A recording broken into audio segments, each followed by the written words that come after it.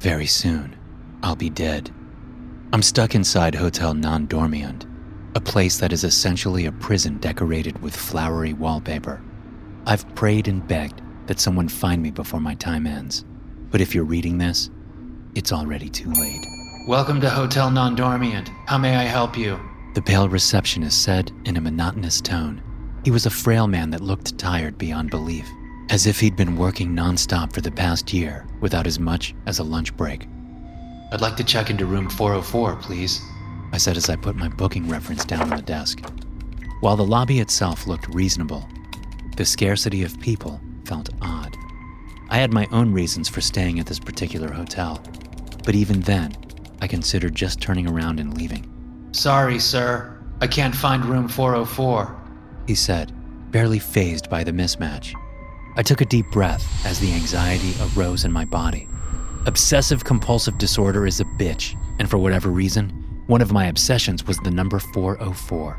Anytime I had stayed away from home, it had to be that number, or I wouldn't be able to rest, eat, or focus on business. It was one of the few things therapy hadn't been able to help me with. I can assure you, I booked room number 404. The reference even states exactly that, I said, trying to maintain a friendly tone of voice. He sighed. Yeah, I know. It's probably up there somewhere. How about you check it out? Maybe the key is stuck in the door. It certainly wasn't the ideal work scenario I'd imagined, but it was one I could deal with. Without further ado, I headed for the stairs, adamant not to get into an elevator, even if it meant me being out of breath. I counted each step as I climbed up the poorly maintained staircase, unwilling to let anything break my concentration. It wasn't a habit I could justify to anyone else, but it was something I had to do, a compulsion. 1, 2, 3, 4, 5, 6, 20 steps per floor. That's the number I settled on for each and every floor, except for the third one. It was an annoying, even disturbing discrepancy, but at least it didn't involve my floor. Once I got to the fourth floor, I noticed the numbers not following the expected numerical order. The hallway, lined with colorful wallpaper and small chandeliers, only had 6 rooms: 403, 404, 409, 420, 444, 473. Each door had its own color. Mine was a bright red one that starkly contrasted with its surroundings, decorated with a framed sign in the middle. Just a few rules. 1, no smoking. 2, keep quiet after 10 p.m. 3, do not disturb your neighbors under any circumstances. The rules shouldn't be too hard to adhere to, and as the receptionist suggested, the key was already placed in the lock. Muffled sounds could be heard from the neighboring room, number 409. Based on the familiar grunts, moans, and heavy breathing, the person inside was either getting lucky or murdered. There really weren't many things in between. Whatever the case, I decided to ignore the sounds, hoping they'd just keep quiet at night. The room itself wasn't anything too impressive. Pretty much just a bed, a bathroom, and severely limited closet space.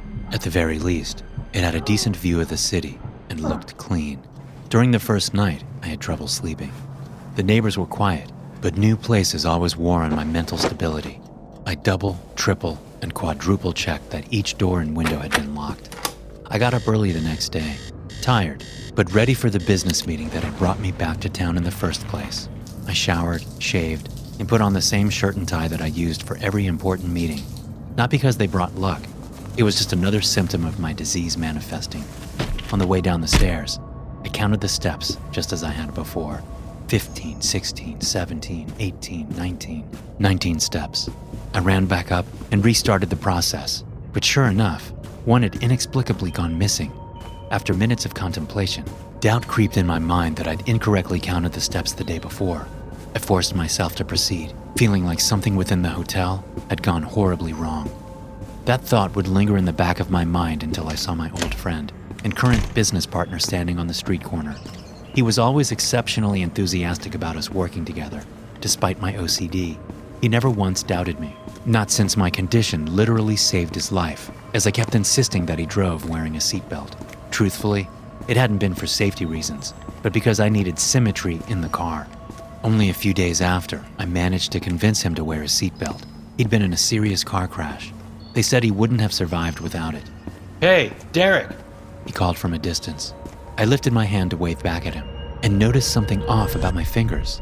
One of them, my little finger, had vanished. I retracted my arm, shaking it as if it could get rid of the horrific sight I'd seen moments ago. Sure enough, on my right hand, I only had 4 fingers. What's wrong? Jake said as he got close enough to notice my horrified expression. My hand. I said with a terrified voice, as I showed him the stump that had replaced one of my fingers. Instead of the expected sympathy, he just chuckled. Very funny. Do you want to get a bite before the meeting? I know about a fantastic fast food truck just around the corner. He had brushed off my sudden mutilation as if it were nothing, which further sent me down a spiral of panic. I have a missing finger. How can you laugh at that? His face turned serious for a moment. Come on, Derek. You always had 4 fingers on that hand. You were just born that way. No, I wasn't. It was fine just moments ago, I stuttered. He looked at me as if I'd lost my mind. Are you pulling a prank on me or something? Without discussing it any further, I just turned around and walked away. I was on the verge of a mental breakdown, and I couldn't stay around. Jake followed me for a bit, but he refused to believe I ever had 5 fingers on my right hand. Just calm down, Derek. Let's just talk about this, He kept insisting, before suddenly falling silent. I turned around to argue my side once more, but he had vanished from sight, as if he'd been erased off the face of the planet. I called out for him a few times, but only got concerned looks from people passing by. Once I'd calmed down enough to think semi-straight, I decided to call him. We're sorry. You have reached a number that is disconnected, or that is no longer in service. A monotonous voice said in return. Confused and horrified by the events that had just unfolded, I headed back to the hotel, ready to pack my bags and travel home. On the way, I called the police, gave them all the information about him that I knew, and said he had gone missing. Better safe than sorry. Back at the hotel, there were no people manning the reception, which meant no one to help me check out, but I didn't care. All I needed was to get my stuff and leave. As I entered the hallway on the 4th floor, I slipped on something wet, embedded into the carpet. A red crimson liquid that extended out from room 409, leading in thick streaks directly into my room. It was blood, still warm. Without hesitation, I pulled out my phone to call the police. To my surprise, despite having used the phone avidly just the day before, there was no signal. I wasn't about to risk my life by entering my room without support, so I decided to go back down to the reception and ask them to call an ambulance and the police. I turned around and froze in my step as I realized the staircase I'd climbed had vanished from existence. What was left behind was a solid floor. Same with the elevator. It had just disappeared, alongside every door and window on the floor, except for my own. I had effectively been stranded on the 4th floor with no means of escape. Then, I heard a faint call coming from my room, a weak voice crying out, Please, help me. With no other options, I slowly made my way inside the room. The air smelled of iron, and the floor was soaked. A streak of blood poured from the entrance to the bathroom, as if someone had crawled in there while bleeding out. I grabbed the nearest object I could use as a weapon, should the attacker be in there alongside the victim. Then, I quietly inched my way towards the bathroom, holding onto a coat rack to defend myself. There, on the floor inside, lay a man with multiple stab wounds in his chest, shallow breathing and barely conscious. Help me, he said weakly. I rushed to his aid and put the towels towards the wounds, applying pressure. It hardly seemed to help. Don't worry, I'm going to call for help, I said. It won't work. I tried to get out of here, but it's impossible. Ignoring him, I pulled out my phone, intending to call an ambulance. In the midst of the panic, I'd temporarily forgotten that no signal could reach the 4th floor. Shit, I mumbled as I thought about my next step. Who did this to you? Before he got a chance to respond, his body fell limp on the floor as he lost consciousness. I did my best to help, using the little knowledge about first aid that I possessed, but within a minute, he just died. I rushed back out to the hallway, desperately looking for a way out, a fire escape, a door, a window, anything that would lead to the outside world. I even contemplated jumping out of my own window, wondering if I could survive the fall. But that idea was quickly shut down, as I realized even my own room was rid of any window. I collapsed to the floor in despair. A million thoughts ran through my head, none of them a viable chance at escaping this nightmare. Every time I blinked, something else vanished from my room. The bed, the closet, even the carpet just disappeared. I could do nothing but watch, all the while thinking how long it would take for people to notice my absence from the world. Before giving up completely, I took whatever solid object I could find and started smashing the wall. It was an effort that inevitably ended in injuring my shoulder. The wall was simply too thick, and even if I could get through, there was no guarantee that anything better existed on the other side. By the time I'd tired myself out, all I had left was a few books and a newspaper. Everything else, including my own luggage, had vanished. Without food or water, it would only be a matter of days before I finally succumbed.